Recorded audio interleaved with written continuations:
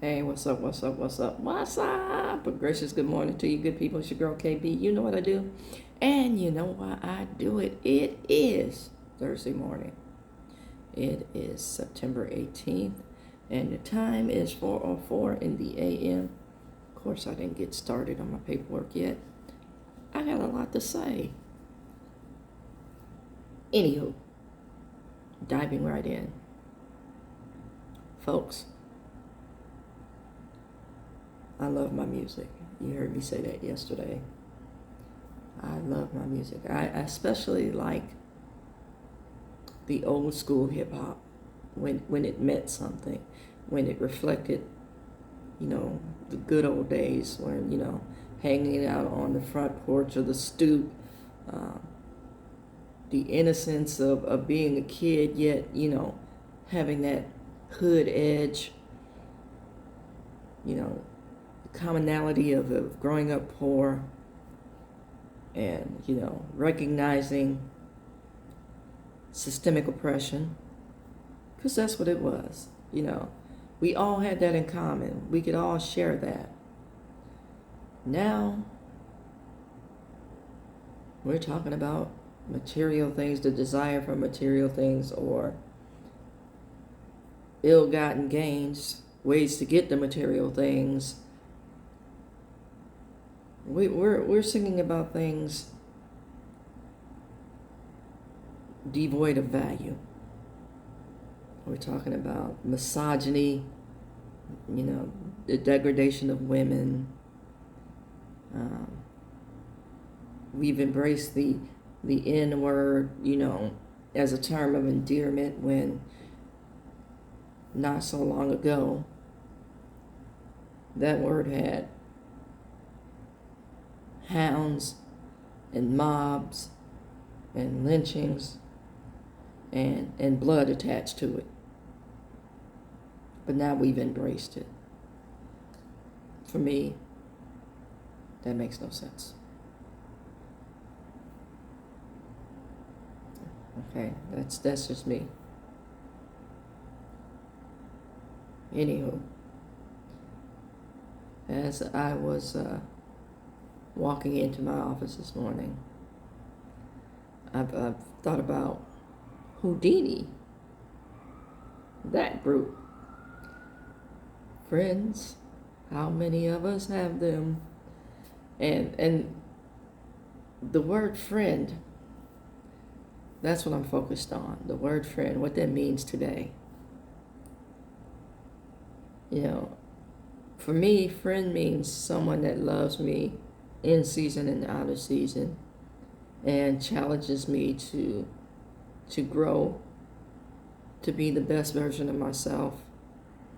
Friends will cuss me out and leave me in my stink for a minute. Because they're upset and they don't have the words to tell me, that they're upset. So, but the upset is not anything earth-shattering. Again, the upset is because they love me and they see me doing some level of self-harm. That's a friend. A friend is somebody that can come to your house and you don't have to put on the Ritz. They know where everything is and you say, help yourself. A friend is somebody that will sit with you at your lowest.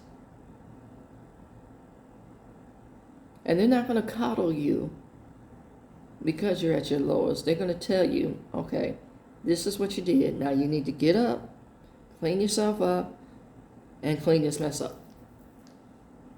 And they'll be present. But they'll also say, you made the mess, you clean it up. That's a friend to me. Now, I'm gearing this specifically to the sisters because, hey, here I am. When we use the word friend now, that's a means to keep who you see as competition close. Now that's woman to woman. When we use the word friend now, that means who we're sleeping with. There's no attachment other than that physicality in that moment. And then you're on to the next. So then you hear me say terms like, how many bodies you got?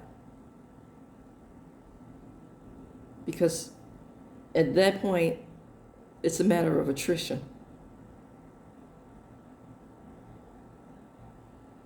You killing them killing you, and you killing yourself. And by killing, I mean devaluing. When did that happen?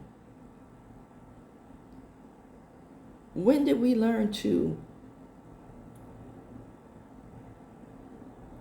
immediately offer what's sacred?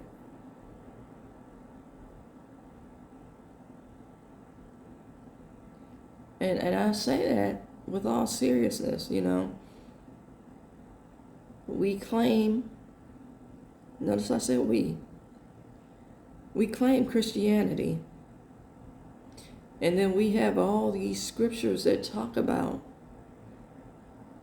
the beauty and the sanctity of women, and just being fearfully and wondrously made. And that intimate knowledge that God has of us. And we never stop to ask, were we made for this? And by this, I mean being broken by something that should have no place in our lives.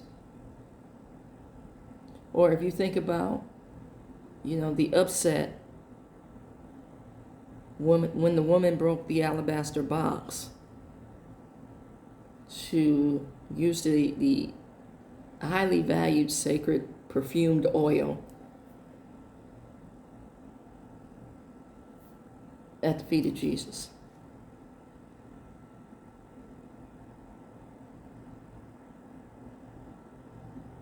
Because I want you to make that analogy. If you value yourself as sacred and perfumed, the only place you should be is at the feet of the Supreme Being. And not at the feet to be trampled on, but at the feet to say, here I am. That praise song, here I am to worship, here I am to bow down, here I am to say that you're my God. That kind of sacred. Or, Lord, I need you. Work it out for me. We have all these songs that we sing in times of praise. But what does it really mean to you?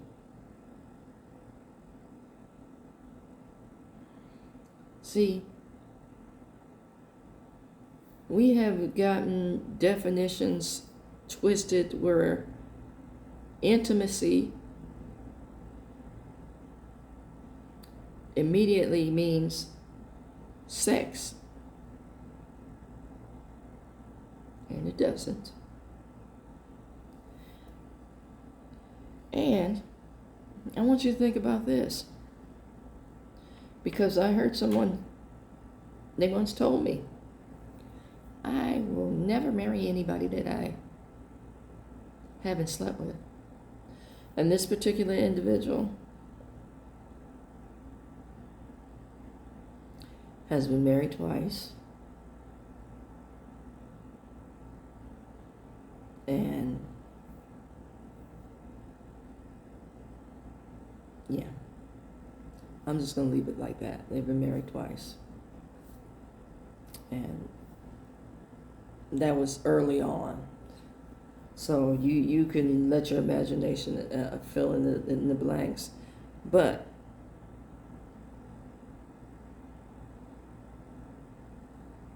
What happened to the marriages if you've slept with these people?